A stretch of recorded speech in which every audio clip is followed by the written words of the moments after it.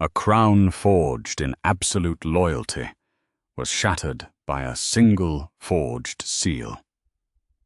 He was the most feared alpha of the northern reaches, and she was his fated equal, until he threw her to the winter wolves. But secrets buried in snow always melt, and truth carries a devastating bite. In the bitter, unforgiving winter of 1412, the territory stretching across the Pennines to the turbulent Scottish borders was ruled by the Wulfric pack. King Aemon was an alpha of terrifying renown. Men spoke of him in trembling voices in the taverns of York and the high halls of Edinburgh. He was a man of iron and frost, a sovereign who ruled not just by the divine right of kings, but by the primal, undeniable dominance of his inner wolf. Yet the savage king had one singular vulnerability: his Luna, Queen Clare. Clare hailed from the Claremont pack of the southern valleys. She was not a warrior born, but her spirit was a quiet, unyielding flame. When she and Aemon first locked eyes at the autumn equinox, gathering 3 years prior, the fated mate bond had snapped into place with such violent intensity that Aemon had dropped to his knees before her in front of 1,000 roaring wolves. Their union brought unprecedented peace to the warring factions of the realm. For the first time in a century, the Wulfric borders were secure. But peace is a fragile tapestry, easily unraveled by the ambitious. The architect of their ruin was someone who dined at their table, drank their wine, and smiled at their happiness. Lord Gareth, Aemon's half-brother, and the pack's fiercely ambitious beta, harbored a jealousy that festered like a rotting wound. Gareth believed the crown belonged to him, and he despised Clare for softening the alpha he once manipulated so easily. Alongside Gareth was Lady Isolde, a cunning noblewoman from a neighboring territory who had long desired the title of Luna for herself. The trap was sprung during the Feast of St. John. The great hall of the Wulfric stronghold was ablaze with hearth fires and the raucous laughter of 100 pack members. Aemon raised his golden chalice to toast his queen, but before the wine could touch his lips, his wolf violently seized his senses. The sharp, acrid scent of aconite, pure, lethal wolfsbane, cut through the aromas of roasted meats and sweet ale. Aemon hurled the chalice to the stone floor. It hissed as the toxic liquid ate away at the mortar. Total silence fell over the hall. Within hours, the castle was locked down. The Alpha's elite guard, driven by Aemon's roaring fury, tore through the keep, searching for the assassin. It was Lord Gareth who triumphantly led the guards into Queen Clare's private chambers. From beneath the false bottom of her cherished cedar chest, a wedding gift from her late mother, Gareth pulled a velvet pouch. Inside were 3 vials of liquid wolfsbane, traced back to a Venetian merchant named Pietro, who had recently docked at the coastal ports. But it was the parchment that doomed her. Gareth presented a stack of letters to Aemon in the center of the great hall. They bore the official wax seal of the Claremont pack, and Clare's own personal signet. The letters outlined a meticulous, damning plot.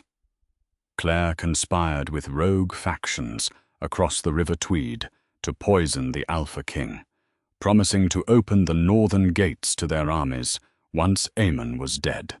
"These are forgeries!" Clare screamed, her voice cracking as 2 hulking guards forced her to her knees before the throne. "Aemon, look at me. Look at your mate. My soul is bound to yours. If you die, I die. Why would I author my own demise?" Aemon sat upon his throne, his knuckles white as he gripped the armrests. His golden eyes flickered with the uncontrollable shifting of his wolf. The evidence was irrefutable. The scent of the wax, the perfect replication of her handwriting, the poison found in her own sanctuary. The pack, whipped into a frenzy by Gareth's calculated outrage, began to howl for the traitor's execution. "The law demands blood, Alpha," Gareth murmured, stepping close to Aemon's ear. "If you show her mercy, the pack will see you as weak. They will tear you apart, and the kingdom will fall." Aemon descended the steps, his towering frame casting a long, terrifying shadow over his weeping mate. When he looked at her, Claire didn't see the man who whispered devotions into her skin. She saw the Alpha King, cold and detached. The mate bond between them, once a river of golden light, twisted into jagged, agonizing thorns. "You have betrayed the crown," Aemon's voice boomed, echoing off the ancient stone walls. "You have betrayed this pack, and you have betrayed me." "Aemon, please, it is a lie. I am framed," she begged, reaching for his hand, but he violently pulled away. "I cannot execute my fated mate without fracturing my own soul," Aemon said, his voice dropping to a lethal, trembling whisper. "But I can erase you. I strip you of your title. I strip you of your pack. I banish you to the Frost March. If you ever cross the Wulfric borders again, I will hunt you down myself and tear out your throat." The collective gasp of the court was deafening. The Frost March, stretching into the treacherous Cheviot Hills, was a frozen wasteland. Banishment there in the dead of winter was a death sentence, only slower and far more cruel. Claire stopped crying. The utter betrayal in Aemon's eyes fractured her spirit into 1,000 irreparable pieces. She stood up, her jaw set, refusing to give Gareth and Isolde the satisfaction of her tears. "You will live to regret this day, King Aemon," she whispered, her voice carrying the eerie resonance of an absolute prophecy. "When the truth finally hunts you down, do not come looking for me." Stripped of her furs and cast out in only a simple woolen dress, Claire was forced out the iron gates.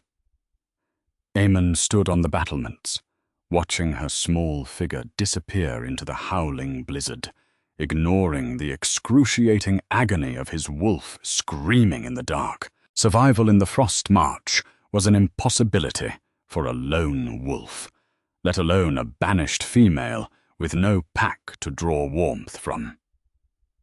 But Claire harbored a secret that Aemon had not given her the chance to reveal, a secret that became the singular, burning ember, keeping her alive in the freezing dark.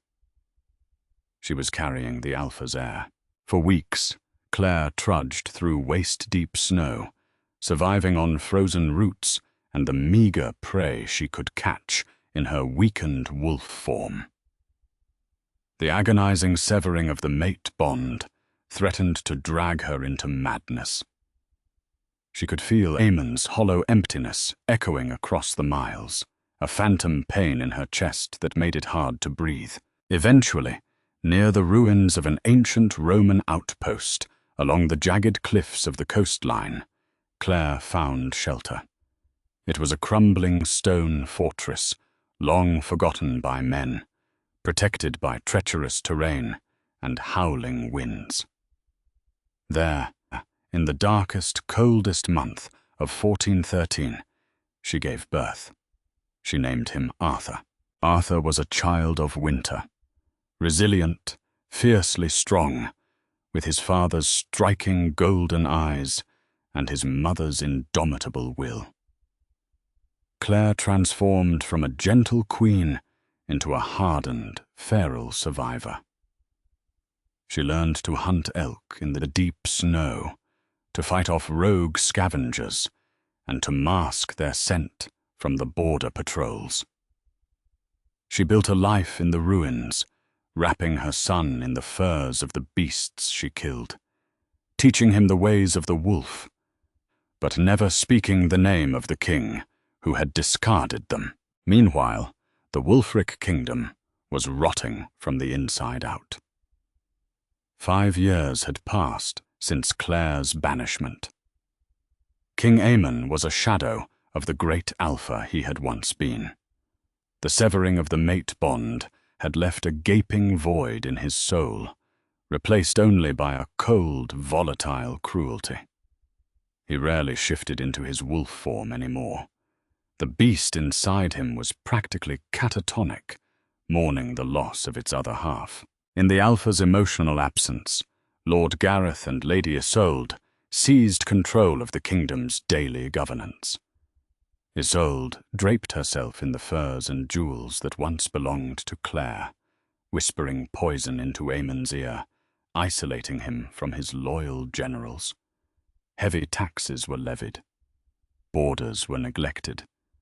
The once proud pack grew hungry and disgruntled. But fate has a profound, undeniable way of rectifying its scales, often utilizing the most mundane of instruments. It happened in the late autumn of 1417. A severe storm had battered the stronghold, causing a partial collapse in the western wing's old archives, a section of the castle Gareth had used as his private study years prior before moving to the grander Beta's quarters. Tasked with salvaging the historical ledgers before the rain ruined them, an elderly, meticulous archivist named Meister Linus began clearing the debris. While pulling a crushed oak desk from the rubble, the heavy wood splintered apart, revealing a hidden, iron-clasped compartment built into the underside of the drawer. Inside the compartment was a heavy leather ledger and a stack of yellowed parchment. Curious, Meister Linus adjusted his spectacles and unrolled the first parchment. His blood ran instantly cold. It was a practice sheet. The parchment was covered in dozens of attempts to perfectly forge Queen Claire's signature. Beside it lay the draft of the very treasonous letter that had condemned her, heavily marked with corrections in Lord Gareth's distinct, sprawling handwriting. Trembling, Linus opened the leather ledger. It was a book of private accounts. On the page, dated just 3 weeks before the Feast of St. John in 1412, there was a meticulous entry. 50 gold pieces, paid to Pietro of Venice, for the procurement of liquid aconite, delivered to the chambers of Lady Isolde. Meister Linus knew that possessing these documents was a death sentence. He also knew that he had served the true Alpha his entire life. Hiding the papers beneath his heavy robes, the old man bypassed Gareth's guards and requested an immediate private audience with the king, claiming he had found a map of enemy troop movements. Aemon sat in his dimly lit study, staring blankly into the hearth. He looked up, his golden eyes dull and sunken, as the old Meister locked the heavy oak door behind him and fell to his knees. "What is the meaning of this, Linus?" Aemon growled, his voice a low, terrifying rumble. "My king, I beg your forgiveness. I beg the gods' forgiveness for what I am about to show you." Linus wept, pulling the documents from his robes and placing them upon the king's table. Aemon frowned, leaning forward. He picked up the practice parchment. He stared at the forged signatures of his banished mate. He picked up the ledger and read the payment entry for the Wolfsbane. Then Aemon did something he had not done in 5 years. He closed his eyes and breathed in deeply, letting his dormant wolf surface to analyze the scent embedded in the fibers of the ancient paper. Underneath the smell of dust and old ink, his heightened senses detected the faint, stale remnants of the hands that had touched it last. The musky, pine needle scent of his half-brother, Gareth. The cloying, rose-water perfume of Lady Isolde. And the sharp, undeniable metallic tang of aconite. The realization did not just dawn on Eamon. It struck him with the violent force of a physical blow. The air in the study seemed to instantly evaporate. The letters were fake. The treason was a lie. Claire, his gentle, fiercely loyal mate, the other half of his soul, had been completely innocent. He had allowed his own treacherous blood to manipulate him into throwing his fated mate into a frozen wasteland to die alone. A sound tore its way out of Eamon's throat, a horrific, guttural sound that was half human sob and half feral, agonizing roar. The pure, unadulterated grief of his wolf violently clawed at his chest, demanding retribution. The heavy oak desk splintered into 100 pieces as Eamon flipped it in his blind rage. His bones cracked and shifted violently. Fur erupted from his skin as he transformed, unable to contain the catastrophic storm of his guilt and fury. A massive pitch-black wolf with glowing, murderous golden eyes stood amidst the wreckage of the study. The Alpha King had awakened, and the Wulfric stronghold was about to drown in the consequences of his wrath. The massive pitch-black wolf tore through the Wulfric stronghold like a shadow of pure, unadulterated vengeance.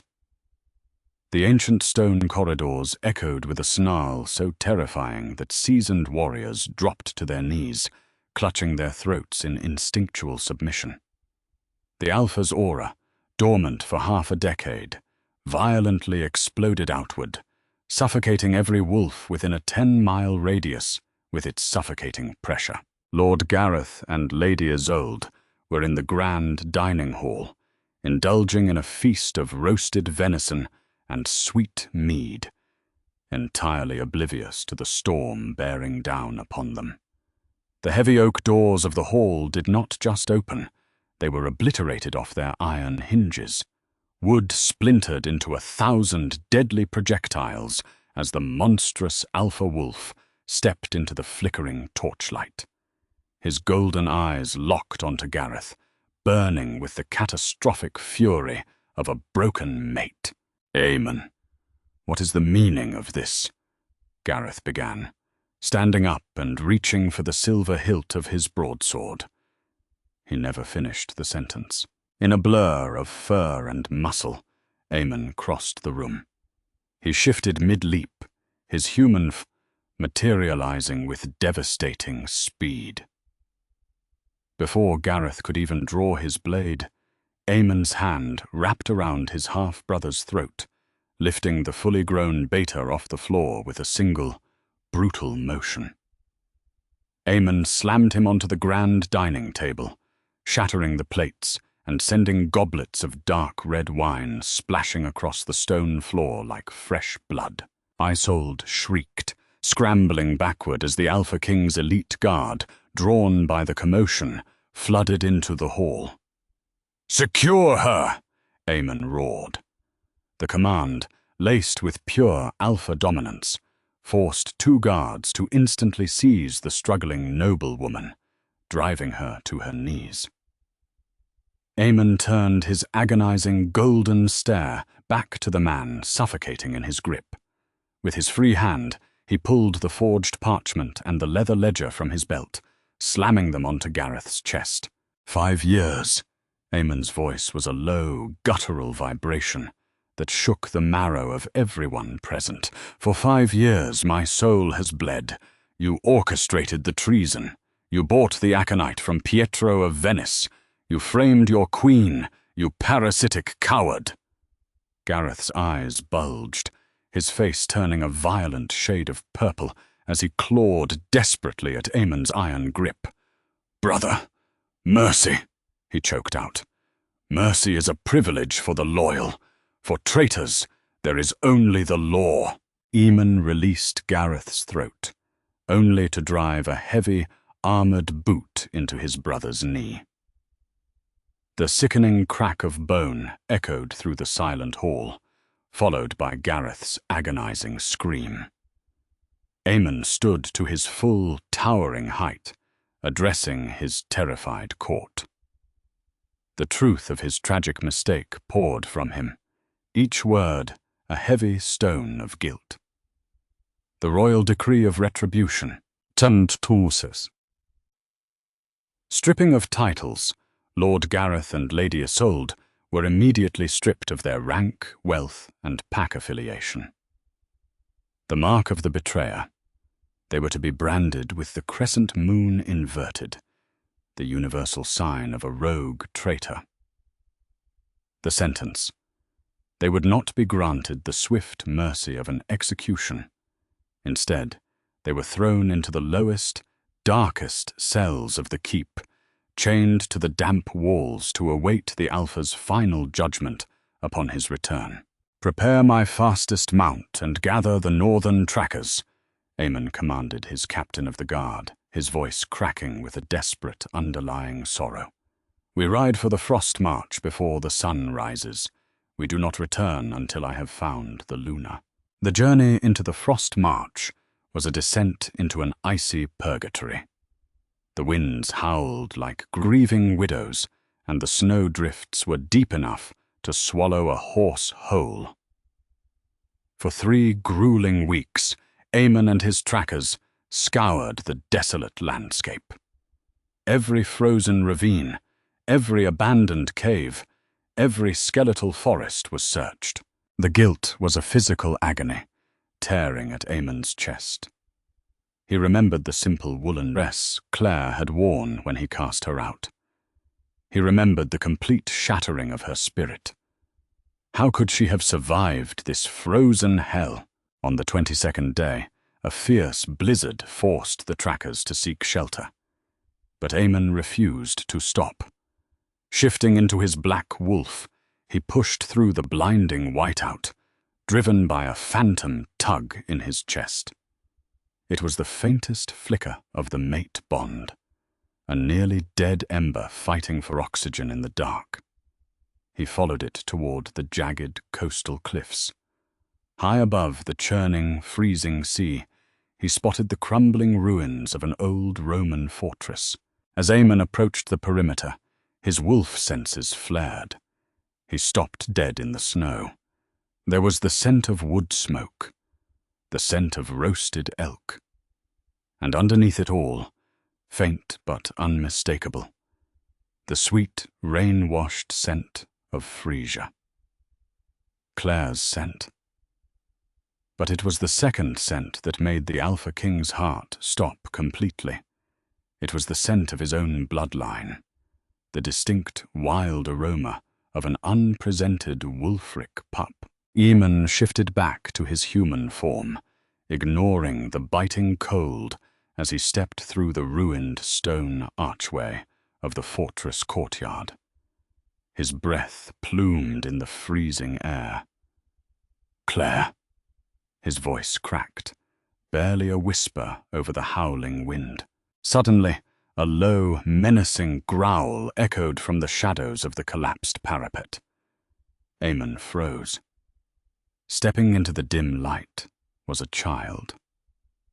He was no older than 5, wrapped in thick wolf pelts, holding a crudely sharpened spear made of a heavy branch and a piece of flint.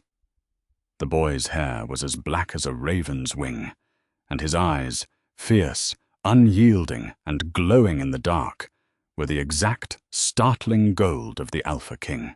Eamon fell to his knees in the snow. The shock was absolute. "By the gods," he breathed, tears instantly freezing on his cheeks. "A son. You gave me a son. He is no son of yours." The voice sliced through the frozen air like a newly sharpened blade. Eamon snapped his head up. Stepping from the doorway of the inner keep was a woman he barely recognized. Gone was the soft, gentle queen in velvet gowns, who used to weave flowers into her hair. The woman standing before him was a warlord of the winter. Claire was clad in the heavy furs of a dire bear. A long, jagged scar ran down the side of her jaw. Her eyes, once warm and full of laughter, were cold, calculating, and completely devoid of love. In her hands, she held a massive yew longbow, its string drawn taut, an iron-tipped arrow aimed directly at Aemon's heart. "Claire!" Aemon sobbed, ignoring the weapon and taking a desperate step forward. Arrow embedded itself in the frozen earth, mere inches from Aemon's boot. "Take another step, Alpha King, and the next one goes through your throat," Claire warned, her voice deadly calm. She gestured to the boy. "Arthur, go inside." The boy glared at Aemon one last time, before slipping silently into the ruins. "Arthur," Aemon whispered, the name tasting like salvation on his tongue. He looked back at his fated mate, completely breaking down. The mighty Alpha King of the North pressed his forehead to the icy snow, adopting the ultimate posture of submission. "Claire, I know everything. Meister Linus found the ledgers. Gareth and Isolde framed you. I was blind. I was a fool. I was manipulated by my own blood, and I destroyed my soul when I banished you. Please, I beg of you, punish me. Hurt me. But please, come home." Claire did not lower her bow. She looked at the groveling king, feeling a strange emptiness where her desperate love used to be. The mate bond between them was scarred over, calloused by 5 years of surviving the impossible. "You did not just banish me, Aemon," Claire said, her tone devoid of the pity he desperately sought. "You threw me to the wolves. You broke our bond without a single hesitation. You chose the whispers of a jealous beta over the soul of your fated mate." She slowly lowered the bow, but her stance remained rigid. "I survived on frozen roots," she continued, her voice echoing in the courtyard. "I gave birth to the heir of the Wulfric pack on the freezing stone floor of a ruined tower, with nothing but my own teeth to cut the cord. I killed wolves twice my size to keep him breathing. The queen you banished died in this snow, Aemon." "Then let me worship the survivor," Aemon pleaded, looking up, his golden eyes raw and desperate.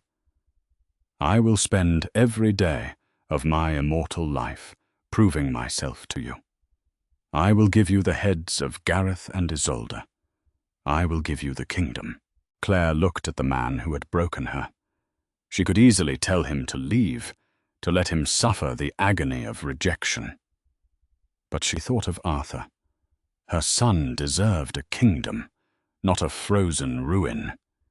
He deserved the warmth of a hearth, the education of maesters, and the birthright of his blood. Claire's ultimatum. The return. She would return to the stronghold, but not as his submissive mate. She would return as the ruling Luna, with equal absolute power over the Pack's decrees. The heir. Arthur would be officially recognized as the Crown Prince, untouchable by any rival factions. The distance. Aemon was forbidden from her private chambers. The mate bond had been severed by his hand. If he wanted it restored, he would have to court her as a stranger, fighting for her trust from the absolute bottom. "I will return to the capital," Claire finally spoke, her words precise and heavy. "Not for you, for Arthur. But hear me well, Alpha. You do not own me anymore. If you ever disrespect me, or doubt my word again, I will not wait for you to banish me. I will take my son, and I will burn your kingdom to the ground on my way out." Aemon swallowed hard, the magnitude of his sins weighing heavily upon him, but a tiny spark of hope ignited in his chest. She was giving him a chance, a terrifying, impossible chance. "I swear it on my wolf. I swear it on my life," Aemon vowed, rising slowly to his feet, keeping his head bowed in reverence to the true ruler of the North. The journey back was not a triumphant return of two lovers reunited, but a somber procession of a fractured family. When the massive iron gates of the Wulfric stronghold opened, the pack fell to their knees in absolute awe and terror. Queen Claire rode in not on a gentle mare, but atop Aemon's massive, black warhorse, draped in dire bear furs, with the young, fierce Prince Arthur seated securely in front of her. Aemon walked beside them on foot, holding the reins of the horse like a devoted servant, signaling to the entire kingdom that the power dynamic had forever shifted. The Alpha King had his mate and his heir back within his walls. But as he watched Claire ascend the steps to the throne room, her head held high and her heart locked behind walls of ice, Aemon knew his greatest battle was not fighting rogue armies or treacherous brothers. His greatest battle would be spending the rest of his life trying to melt the winter he had forced into the heart of his fated mate. Did Claire make the right choice by making the Alpha King beg and setting strict boundaries for her return? Or should she have rejected him completely and stayed in the wild? Let us know what you think in the comments below. If you enjoyed this dramatic tale of betrayal, survival, and ultimate revenge, hit that like button, share this video with your fellow werewolf romance fans, and subscribe to our channel for more epic, twisted stories.